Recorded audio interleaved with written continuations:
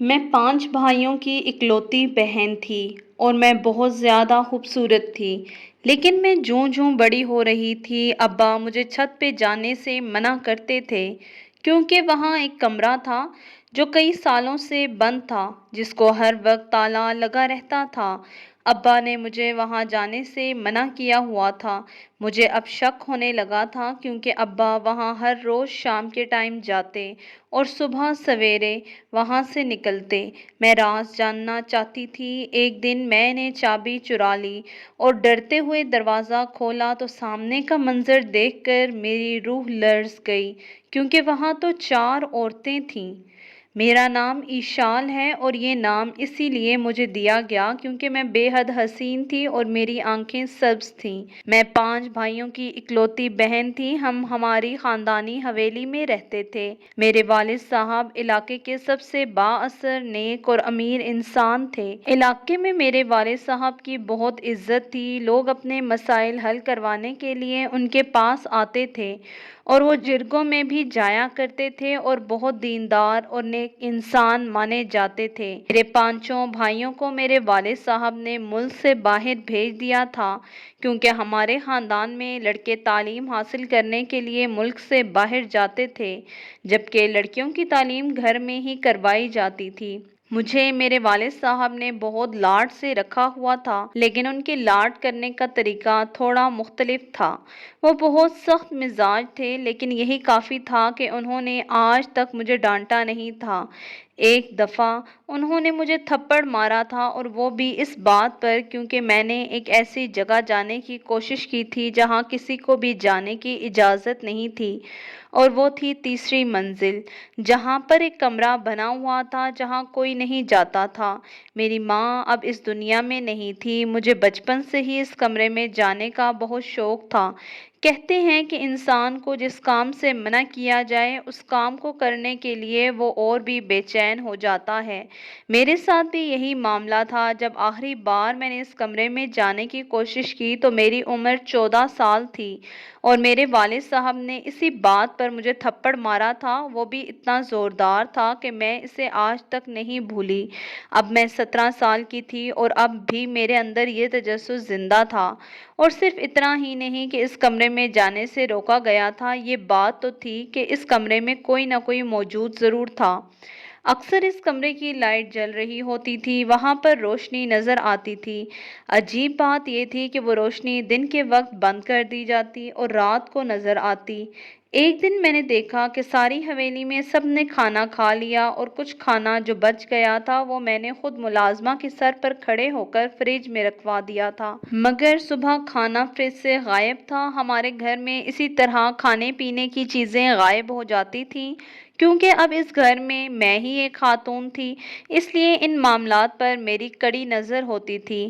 ایک دن تو میں نے بہت عجیب دیکھا۔ میں نے دیکھا کہ ابا تیسری منزل سے نیچے آ رہے تھے۔ اس منزل کی حالت تقریباً کھنڈر جیسی بن چکی تھی کیونکہ نہ وہاں کوئی رہائش رکھتا تھا اور نہ ہی وہاں کی صفائی ہوتی تھی۔ پھر ابا اس منزل پر کیا کرنے جاتے تھے، اس بات کے زیر اثر آ کر اگلی رات میں نے ابا کی نگرانی میں یہ دیکھا کہ وہ تیسری منزل پر جاتے ہیں یا نہیں، پر 2-3 دن وہ وہاں نہیں گئے اور پھر ایک دن میں نے ان کو اس طرف جاتے ہوئے دیکھ لیا۔ اس دن میں نے یہ بھی دیکھا کہ اس کمرے کی چابی میرے ابا کے پاس تھی۔ انہوں نے بہت احتیاط سے دروازہ کھولا۔ میں اس دن بہت ڈری ہوئی تھی لیکن وہاں موجود تھی۔ دروازہ کھولا تو اس کمرے میں بہت اندھیرا تھا۔ یہ تو طے تھا کہ وہ کمرہ بہت بڑا تھا۔ میرے ابا نے کمرے میں لائٹ آن کی، بلکہ پہلے دروازہ بند کیا اور اس کے بعد لائٹ آن کی، جس سے میں یہ دیکھ نہیں پائی کہ اندر کون ہے۔ ابا اس کمرے میں 4 گھنٹے تک رہے تھے اور 4 گھنٹے بعد جب صبح کی اذان ہونے کو آئی تو وہ اس کمرے سے نکل کر اپنے کمرے میں چلے گئے اور اس کمرے کو دوبارہ تالا لگا دیا۔ اب تو میں سر سے لے کر پاؤں تک تجسس سے بھر گئی تھی۔ وہاں 4 گھنٹے تک ابا کیا کرتے رہے؟ بھلا کوئی ایک خالی کمرے میں کیسے رہ سکتا ہے؟ میں نے ارادہ کر لیا کہ میں یہ جان کر رہوں گی اس کمرے میں ہے کون، لیکن اس کے لیے مجھے سب سے پہلے اس کی چابی حاصل کرنی تھی اور یہ کام بھی بہت مشکل تھا۔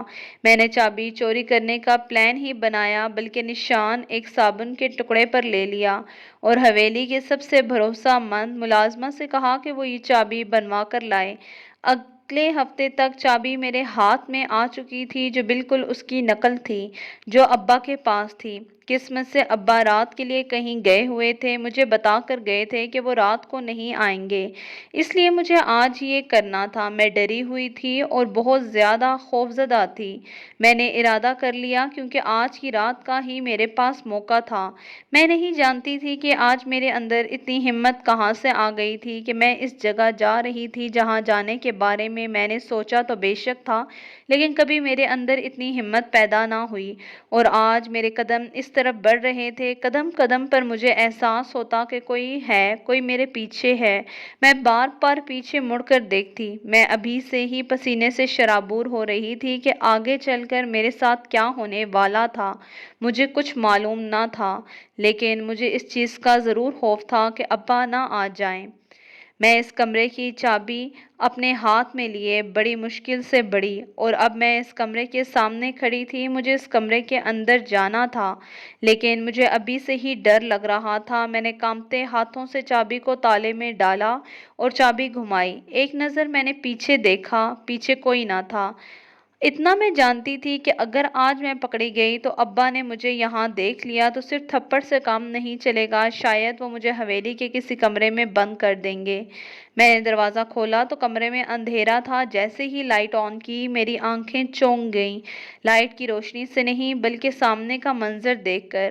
وہاں کچھ ایسا موجود تھا جسے دیکھ کر میری روح لرز اٹھی۔ میری سوچ اس تک کبھی گئی ہی نہیں تھی کہ اس کمرے میں کیا ہو سکتا تھا۔ اس کمرے میں 4 عورتیں قید تھیں، جس میں سے ایک عورت بہت بوڑھی لگ رہی تھی اور 3 عورتیں تقریباً میری عمر کے آس پاس کی تھیں۔ وہ 3 لڑکیاں شاید مجھ سے کچھ سال بڑی یا کچھ سال چھوٹی معلوم ہو رہی تھیں۔ ان کی حالت بہت بری تھی، ان کے کپڑے پھٹے پرانے تھے اور سونے کے لیے صرف ایک چٹائی تھی جس پر کوئی تکیہ نہ تھا۔ کبھی بھی اس کمرے کو پانی سے دھویا نہ گیا تھا، اس لیے عجب بدبو آ رہی تھی۔ وہ عورتیں کم، روحیں زیادہ لگ رہی تھیں کیونکہ ان کی حالت بہت ابتر تھی۔ ابھی میں کھڑی پریشان ہو کر دیکھ رہی تھی۔ ان میں جو بوڑھی عورت تھی وہ میرے قریب آئی اور میرے گلے لگ گئی اور مجھے پاگلوں کی طرح خود میں سمانے لگی۔ میں اس کی حرکت سے ڈر گئی۔ چونکہ میں اس کی حرکت کی وجہ نہیں جانتی تھی، میں اسے خود سے دور کرنے لگی اور اسے دھکا دے کر دور کیا اور کہنے لگی، یہ کیا کر رہی ہو تم؟ کون ہو تم؟ تمہیں یہاں کس نے قید کیا ہے؟ سب جلدی سے بتاؤ مجھے، میں خود بہت ڈری ہوئی ہوں۔ لیکن میں یہ جاننا چاہتی تھی کہ وہ سب کون تھیں۔ انہوں نے میرے سوال کا جواب نہ دیا بلکہ آپس میں باتیں کرنے لگیں۔ ایک لڑکی نے اس بوڑھی عورت کو کہا، آپ کو کیا ہو گیا ہے ماں؟ کیا آپ اس لڑکی کو جانتی ہیں؟ تو وہ بوڑھی عورت روتے ہوئے کہنے لگی، یہ تو میری مریم ہے، میں اسے کیوں نہیں پہچانوں گی؟ یہ بات سن کر میں اور وہ 3 لڑکیاں بہت حیران ہو گئیں۔ وہ بوڑھی عورت بہت زیادہ رو رہی تھی، روتے روتے کہنے لگی، میں تیری ماں ہوں مریم، میرے پاس آ جا میری بچی، میں تیری ماں ہوں۔ وہ جانتی تھی کہ وہ میری ماں نہیں ہے۔ میری ماں کا نام تو اسما تھا، جن کی تصویر بھی میں نے دیکھی ہوئی تھی، اور 15 سال تک میں انہی کے ساتھ رہی تھی۔ جب میں 15 سال کی تھی تو اسما بی بی یعنی میری ماں اس دنیا سے چلی گئی۔ یہ عورت میری ماں کیسے ہو سکتی ہے؟ میں نے تو اسے آج سے پہلے کبھی دیکھا بھی نہیں تھا۔ لڑکیاں اس عورت کو اپنی ماں کہہ رہی تھیں اور وہ عورت مجھے اپنی بیٹی کہہ رہی تھی۔ اس نے کہا، میرا نام ماریا ہے اور میں تمہاری ماں ہوں بیٹا، یہ تینوں تمہاری بہنیں ہیں، تم بھی میری بیٹی ہو، اور وہ 5 بھائی جن کو تم اپنا بھائی کہتی ہو وہ میری ہی اولاد ہیں۔ میں اس دنیا کی سب سے بدنصیب ماں ہوں۔ تمہارا باپ اشرف جو آج اس حویلی کا مالک بنا بیٹھا ہے، اس کے پاس 2 وقت کی روٹی بھی نہیں ہوتی تھی اور یہ دولت کمانے کے مختلف طریقوں میں پڑا رہتا تھا۔ اس کو ایک پیر بابا ملا جس نے اس کو ایک عمل بتایا۔ اس نے اس کا ہاتھ دیکھا اور کہا کہ جب تک تمہارے گھر میں ایک سبز آنکھوں والی بیٹی پیدا نہیں ہوگی تم غربت میں ہی پڑے رہو گے، لیکن جب وہ بیٹی تمہارے گھر میں پیدا ہو جائے گی تو پھر تمہیں دنیا کے سامنے صرف اسی کو اپنی بیٹی کہنا پڑے گا۔ تمہارے باپ نے جب سے یہ سب پتہ کروایا تو اس وقت ہمارے 3 بیٹے تھے اور 2 بیٹیاں، لیکن ان کی آنکھیں سبز نہیں تھیں۔ اس کے بعد ہمارے گھر میں مزید 2 بیٹے اور ایک بیٹی آ گئی، اس میں بھی بیٹیوں کی آنکھیں سبز نہیں نکلیں، لیکن اس کے بعد تمہاری پیدائش ہو گئی۔ تمہاری پیدائش میں آنے کے بعد تمہارے باپ کا ایک دوست اپنا سب کچھ تمہارے باپ کے نام کر کے اس دنیا سے چلا گیا۔ یہ اس کی حویلی ہے اور اسی کا کاروبار ہے۔ اس شخص کا اس دنیا میں کوئی نہیں تھا، تمہارے باپ کی خوش قسمتی بن گئی۔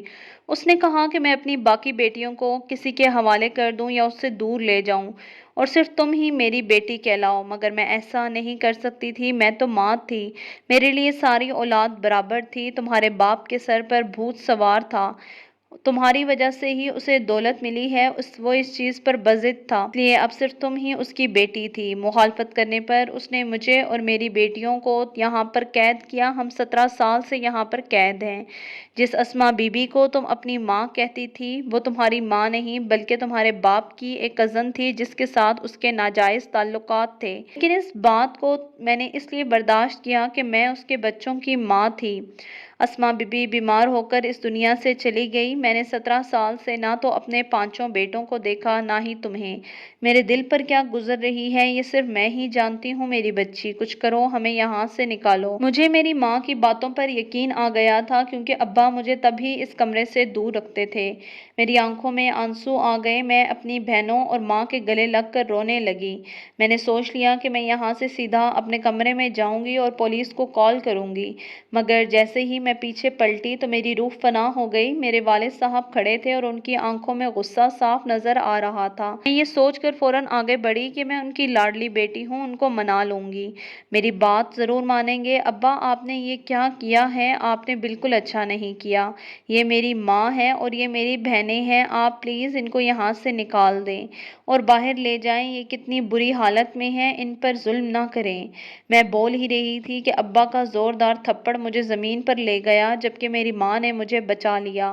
میرے باپ کو بہت غصہ آ چکا تھا۔ اس نے کہا کہ جب میں نے تمہیں منع کیا تھا کہ یہاں نہیں آ سکتی تو تم کیوں آئی؟